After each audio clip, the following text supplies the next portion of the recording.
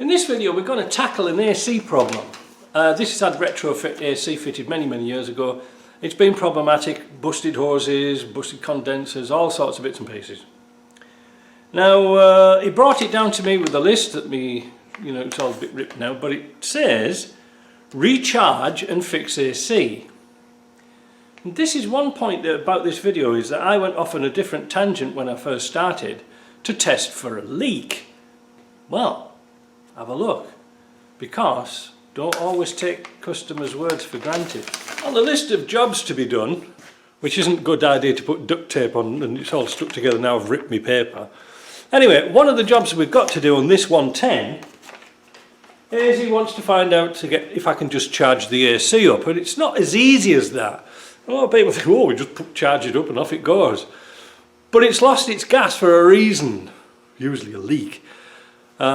Common causes, corrosion of pipes, corrosion of the condenser at the front, and also leaking seals in the pump, which is quite common if you don't use your AC. Even in winter it's a good idea just to spin it up a few times just to use the AC.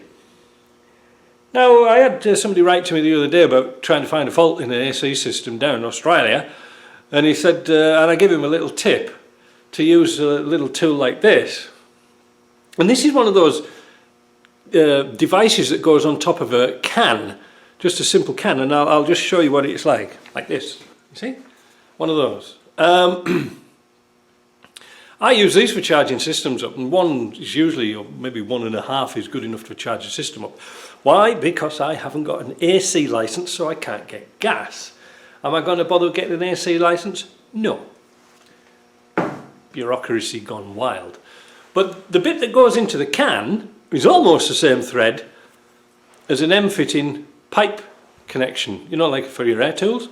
So that means we could use compressed air. Now, you're not really supposed to use compressed air because the pros say it's too damp and you'll put humidity into the system. Well, it's been open for months so with a leak, so it's already got humidity in. And also, when I put the vacuum pump on, when you put the vacuum pump onto the car to draw out the moisture in the system, I usually leave it on for an hour, and I've never really had a problem with it. So what we're going to do is going to attach this to the airline and attach this to the hoses I've got behind me. Now again, I'm not a professional AC installer, I don't really like to do it, but people ask me to do it, and so I have to sort of do it, kind of primitively. Now what you're supposed to do, instead of using air, you're supposed to use nitrogen and put about 100 psi of nitrogen in the system. That's kind of expensive, whereas dry compressed air will do just the same thing, but again, vacuum it out even longer. So what we're going to do, I'm going to show you how to set this up, and we can instantly find a leak, because if you put it under vacuum and try and find a leak, like with soapy water, it's very difficult to see because the soap goes inside the pipe, if you see what I mean, and it doesn't bubble. We want to see bubbles, we hope. The set I've got isn't fantastic, I just got it all off eBay, it's kind of cheap. But for the amount of times I use it, it's okay, it works well. The thing is, you've got to remember first of all when you do anything, well, it's got fiberglass all over this, but put your valves in and shut them off. Now when you open them, these have got what's called backstops, so the valve will close going in, but when you open the valve, there's seals on the other side to stop it leaking through the shafts, which is a good idea. So what we're going to do first of all, we find, get all that stuff out. I've got lots of little jobs to do on this thing. Yeah, let's put them over here. Right. We're going to locate our connection points on the car, on the AC, and attach our connectors. Now I like these type of connectors because they clip on with a sort of is it a bayonet fitting or something like that? I don't know. But they've also got screws that push down the needle valve, so they're kind of handy to have.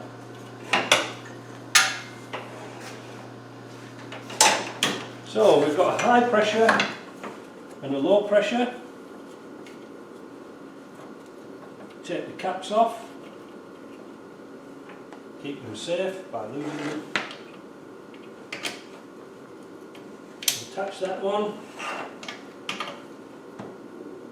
There's two different types and you can't get them on wrong, if you see what I mean. And screw down the valves. So when they've clipped into place, and pull them up, make sure they don't fall off. That's that. Next thing, we'll go and get our compressed air line, which is down here. And we've got that attached onto the yellow hose. The yellow hose is the charge line. Tighten that up. There's a little valve on here. Make sure that's shut. Make sure this is shut. Because again, that's a little needle valve to pierce the can. So shut that down. Attach it up. And of course, these always have the habit of pointing the wrong way. Of course, we've got the bullshit bar on, which doesn't make life easier.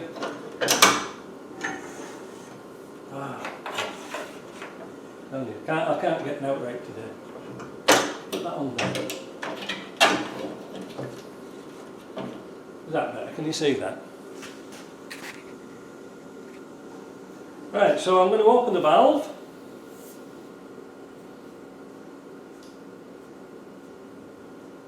And then open these.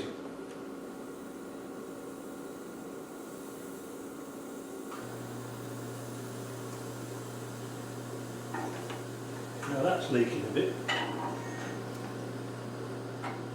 And then we'll shut off the valves. So now we're taking air off the system in the middle. So it's got compressed air in it. We want to see a drop, and there isn't one. That's odd. Just to make sure, we'll shut this valve off here, disconnect the air line. Because my air line leaks a bit. Oh, how odd.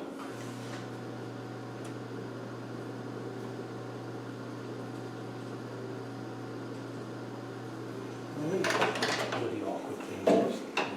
They never go where you want them to go. Well, that's not showing a leak. How odd. But the system, he said, was not working.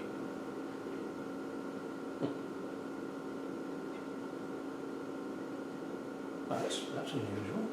Tell you what, let's let the air out. Let's take these valves off. You said there was no gas in it.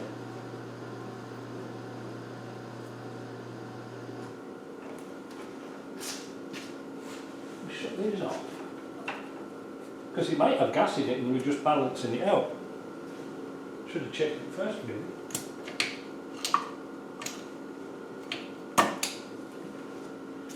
So let's let the air out of that system.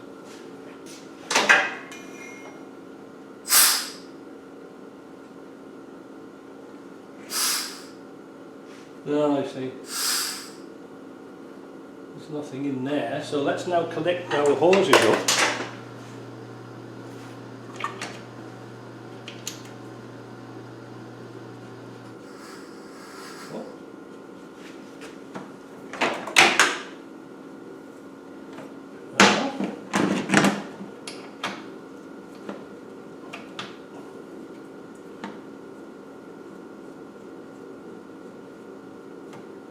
He took this to an AC specialist in Montreal and they wouldn't touch it.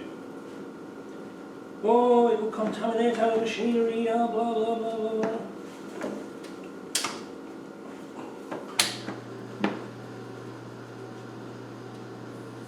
Oh, it has got gas in it. Well, blow me down. It's got gas in it. Huh.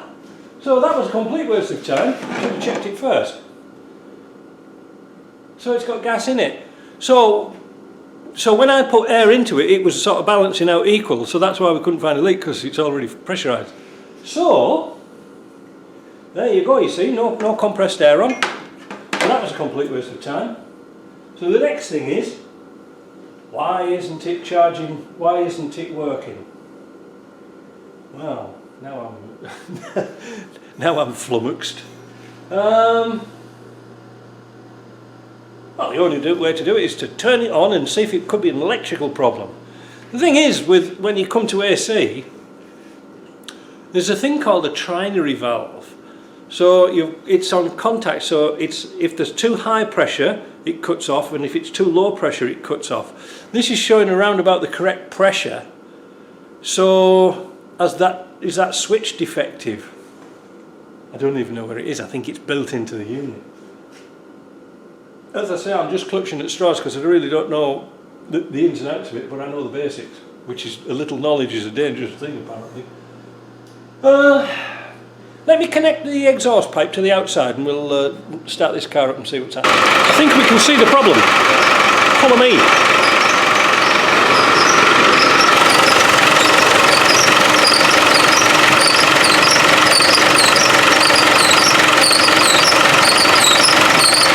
Belt slipping. Oh, the pump's seized up.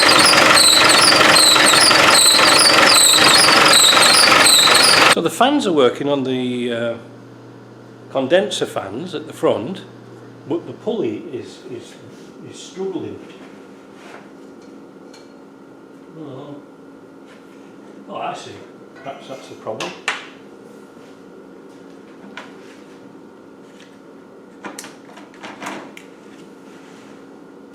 Oh, the belt's jumped off the pulley. I wonder why that's happened. It's jumped onto the back of the pulley of the fan. I can't really see with this bullshit bar on, but well, the belt's not looking too clever. I think we might just change the belt, if I've got one, and see if it'll spin this pump up. Let me take the camera off and I'll show you. Can you see down there? The belt's actually not on the V-groove. It's twisted. So we'll change the belt. Changing the belt on the AC would be easier, but we have to take off the belt for the main serpentine belt first. And that's your regular 15mm spanner. Pull that back, we'll take the belt off, and then we've just got the adjuster to back off, get the old belt off and put a new one on, and I'll show you the condition of the belt. Well, I finally got the belt off. Yeah, you can see, look, it was pretty bad. It was all cut up. It's dry. You know where that's going. Now, I've got a new belt, but just before I put it on, this is for Paul of Grump's Barn. Because he knows I hate bull bars, right? He knows I hate bull bars. So I just thought I'd got to do a little measurement here. So that's 12 inches, that's a foot between the front of the grill and the front of the winch, etc. That means, if I put my arm like that, I've only got that bit to work with. It just looks like bloody Larry Grayson, look. And they're a bitch to work on. What a mess about trying to get a belt off. You know, if you didn't have all this bullshit on, it would have been really fast. Yeah, I just don't like them. And also with having AC on, it's very difficult to get the fan off. I see somebody's already cut a lump out of it to get the fan on. I just moved it off and pulled the fan off to get the belts off easier. You know, just unscrewed it and then pulled it this way. And again, we needed these tools to get the fan off. They've paid for themselves time and time again. So, the actual serpentine belt itself is in very good condition, so we can put that back on. There's nothing wrong with that. And it wasn't squeaking, which is a good thing. So we put that on, and then we'll retension the belt up. Now the pulley, see, wait a minute, let me push it over in, then you might be able to see. Let's see if we can do a zoom. There we go. That's the bugger. That's him just there. The clutch is free, and this is the actual compressor. So this is an electromagnetic clutch here.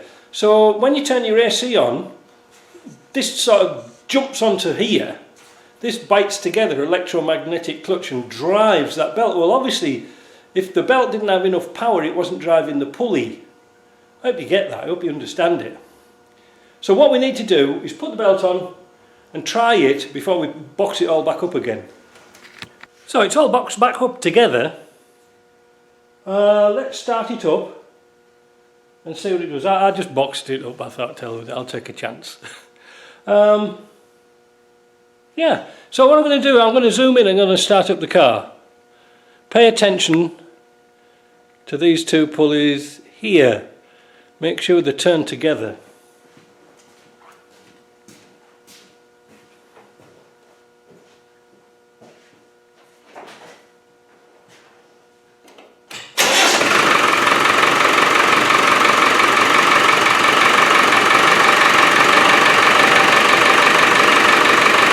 Turn on the AC.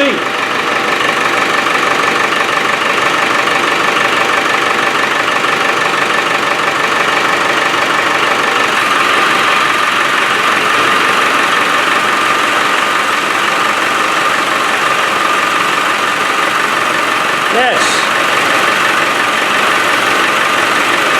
Almost helps if you switch it on. So that's working. And it's nice and cold outside. Considering it's snowing at the moment, it's just the thing to have. Right, let's switch this off. So sometimes, when somebody says it's lost charge or something like this, well, I don't know. It was just a simple belt. So that saved us a bit of time, but I'm adding a bit of time on for working around these adverse conditions. Right, so that's done. The next thing we're going to have a look at is changing a rear light. I bet you've been waiting for that one.